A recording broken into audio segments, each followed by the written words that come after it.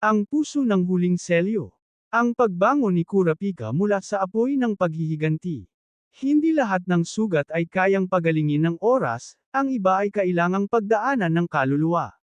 Ito ang ikalawang bahagi ng alternatibong kwento ni Kurapika, huling miyembro ng Kurta clan, na ngayon ay humaharap sa pinakamalalim na misteryo ng kanyang angkan. Sa kwentong ito, masisilap natin ang lihim ng huling selyo, ang pusong minsang pinuno ng galit, ngunit ngayoy magiging sandigan ng kaligtasan ng buong mundo. Lumipas na ang ilang taon, mula nang mapasa kamay ni Kurapika ang 6 na Scarlet Eyes, na bumubuo sa selyo ng kaligtasan. Ang bawat tagpo ng kanyang paghihiganti, ay tila isa ring kabanata ng kanyang unti-unting pagkawasak.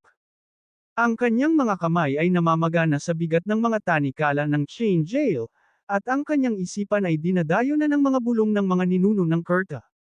Ngunit isa na lang ang natitira, ang huling selyo, at ito ay hindi na matatagpuan sa mundo ng mga buhay. Ang ikapitong mata ay nakatago sa loob ng kanya mismong puso.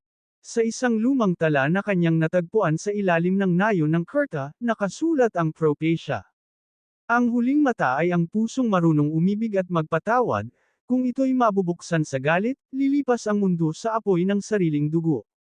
Ibig sabihin, ang tunay na kalaban ni Kurapika ay hindi na ang Phantom Troop, kundi ang sarili niyang galit. Ang mga tanikalang kanyang nilikha para supilan ang kasamaan ay siya ring mga tanikalang pumipigil sa kanya upang makalaya. Sa kanyang paglalakbay papunta sa ruins of Velnora, kung saan naninirahan ang mga espiritu ng mga nilipol na Kurta, naroon ang huling pagsubok. Doon niya nakatagpo ang anino ng kanyang ina, si Amara Kurta, na nagsilbing tagapangalaga ng huling selyo. Anak ko, wika ng anino, hanggang kailan mo kami ipaglalaban? Hindi mo ba napapansin, sa bawat pagkamit mo ng mata, unti-unti ka nang nagiging kagaya ng mga pumatay sa atin? Hindi makasagot si Kurapika. Ang kanyang puso ay tumitibok sa pagitan ng galit at pag-unawa. Ngunit bago siya makapagsalita, lumitaw ang imahe ng Crollo Lucifer, pinuno ng troop, ngunit sa halip na kaaway, isa na itong espiritong nakakulong sa pagitan ng buhay at kamatayan. Sa twist ng tadhana, nalaman ni Kurapika ang katotohanan. Ang pagpatay sa Kurta clan ay hindi dahil sa kasakiman ng troop, kundi sa isang kontratang nen na itinakda ng isang sinaunang nilalang, ang Kurta no Kami, ang mismong espiritu ng kanilang lahi, na sinumpang ipaghiganti ang sariling dugo magpakailanman.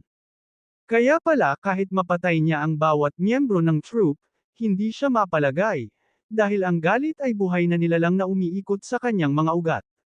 Upang mapigilan ang muling paggising ng Kurta no Kami, kailangan ni Kurapika na isakripisyo ang sariling puso, ang pinagmumula ng Scarlet Wheel, at ipasok ito sa selyo upang tuluyang mapawi ang sumpa ng kanilang lahi. Ngunit sa huling sandali, nakita niya ang imahe ng kanyang mga kaibigan, Gon, Kalua, at Leorio. Ang tanging mga taong nagbigay sa kanya ng dahilan para mabuhay muli bilang tao, hindi bilang multo ng paghihiganti. Kaya bago niya isagawa ang ritual, bumalong siya. Kung ito ang halaga ng kapayapaan, tatanggapin ko. Ngunit kung ang aking buhay ay magiging tulay ng pagkakaisa, hayaan ninyong magningning muli ang ating mga mata, hindi sa galit, kundi sa pag-asa. Sa pagpatak ng kanyang luha sa lupa, nagliyab ang paligid ng pulang liwanag, ang huling pag-ikot ng Scarlet Wheel. At sa sandaling iyon, tumigil ang pagdurugo ng kaluluwa ng Kurta clan. Ang langit ay nagkulay pula, ngunit sa kauna-unahang pagkakataon, mapayapa. Pagkaraan ng ilang taon, isang batang babae ang natagpuan ni Leorio sa isang liblib na bundok. May taglay itong pulang mga mata, ngunit sa halip na galit, liwanag ang makikita rito. Sa kanyang kamay, may suot siyang maliit na tanikala, hindi bilang sandata, kundi bilang alaala. Ang kanyang pangalan, Kura, at sa kanyang dugo, dumadaloy ang huling bakas ng Kurapika, ang lalaking nagbuwis ng puso para sa kapayapaan.